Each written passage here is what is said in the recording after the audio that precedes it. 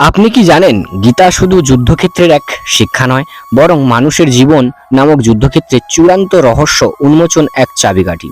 অনেকেই মনে করেন গীতা মানেই ধর্মোপদেশ, কিন্তু এর অন্তর্নিহিত সত্য হলো এমন এক মহাজাগতিক নির্দেশনা যা হাজার হাজার বছর ধরে মানুষের অজানা রয়ে গেছে। আজ আমরা শুনবো সেই অজানা গোপন কাহিনী, ভগবদ্গীতার গোপন শিক্ষা।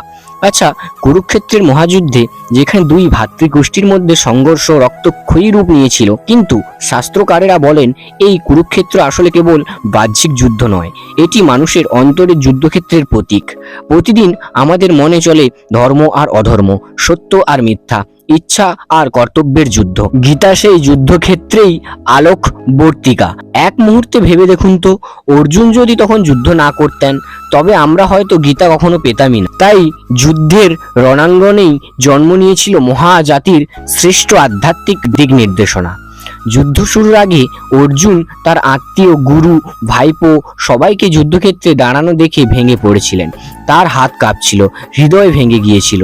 তিনি প্রশ্ন করেছিলেন, কি লাভ এই রক্তক্ষয়ী যুদ্ধের? এখানেই আসে আমাদের প্রথম শিক্ষা। জীবনের প্রতিটি গুরুত্বপূর্ণ মুহূর্তে যখন আমরা দ্বিধা ও ভয়ের ফাঁদে পড়ে যাই, তখনই আমাদের দরকার এক অন্তর্গত কৃষ্ণ, যিনি পথ দেখাবেন, মায়া ভেদ করবেন। কৃষ্ণের গোপন উপদেশ হলো কর্মযোগের রহস্য। গীতায় সবচেয়ে গোপন শিক্ষা লুকিয়ে আছে কৃষ্ণের সেই উপদেশেই। ভগবান শ্রীকৃষ্ণ বলেছিলেন, কর্ম করো কিন্তু ফলের আসক্তি রেখো না। এ এক আসল সত্য। এর মানে কি? এর মানে মানুষের মনে এক চিন্তার সৃষ্টি করেছে, কিন্তু আমরা অধিকাংশ মানুষ কাজ করি লাভের আশায়, সম্মান পাওয়ার আশায়। কিন্তু কৃষ্ণ বলেন, যদি তুমি শুধু কর্তব্য করো আর ফলের সঙ্গে নিজেকে জড়িয়েও না, তবে তোমার মন হবে মুক্ত। আসক্তি যত কমবে, ততই আত্মা তার আসল শক্তি খুঁজে পাবে।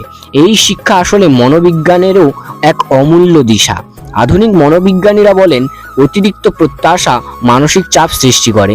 গীতা সেই চাপ থেকে মুক্তির রাস্তা দেখায় কয়েক হাজার বছর আগেই।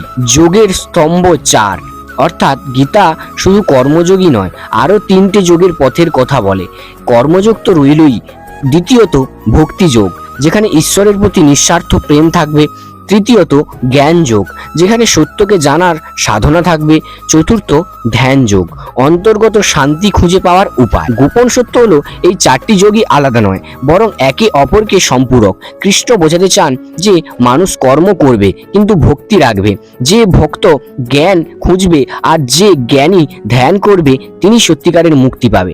গীতায় সর্বোচ্চ গোপন কথা হলো এই যে আত্মা অমর। অর্জুনকে কৃষ্ণ বলেছিলেন, তুমি যাকে হত্যা করবে সে আসলে কখনোই মরবে না, কারণ আত্মা মরে না, আত্মা অমর। এটাই গীতার সর্বোচ্চ গোপন শিক্ষা। মৃত্যুকে আমরা যতই বড় ভয় ভাবি, গীতা তত সহজে বলে দেয় মৃত্যু আসলে কেবল শরীরের পরিবর্তন।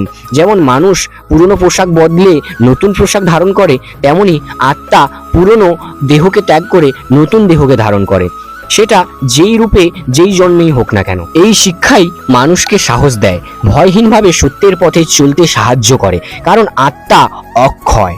গীতার আরও কিছু অদ্ভুত মিল রয়েছে। অনেকে ভাবেন গীতা শুধু ধর্মগ্রন্থ, কিন্তু আশ্চর্যের বিষয় হলো আধুনিক বিজ্ঞানও গীতার অনেক কথাকে সমর্থন করে।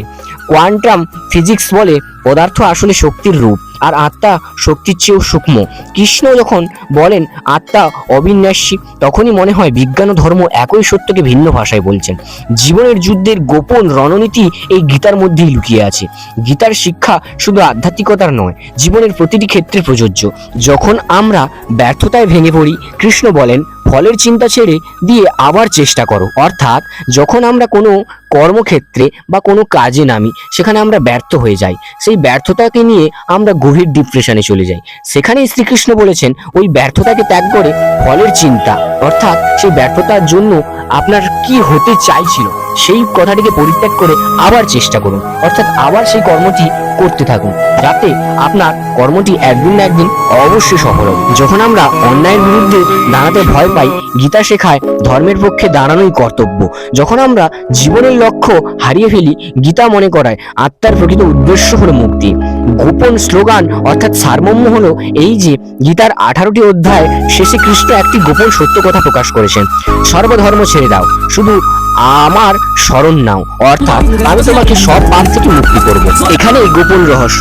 শেষ পর্যন্ত শ্রীকৃষ্ণ বলতে চান সব জটিলতা, সব তত্ত্ব, সব যোগ, সব শেষে মানুষকে শুধু ঈশ্বরের প্রতি আত্মসমর্পণ করতে হবে, কারণ আত্মসমর্পণ মানেই মুক্তি, আমাদের জীবনের সঙ্গে যোগসূত্র।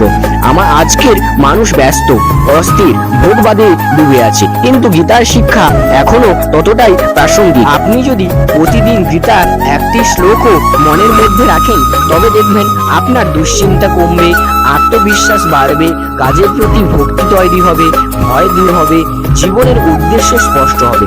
অর্থাৎ আমরা গীতার যে চিরন্তন গোপন আলো রয়েছে তা এই ভিডিওর মাধ্যমে প্রকাশ করেছি। শেষে আমি আর কয়েকটি কথাই বলবো যে গীতা আসলে এক মহাজাগতিক আলো।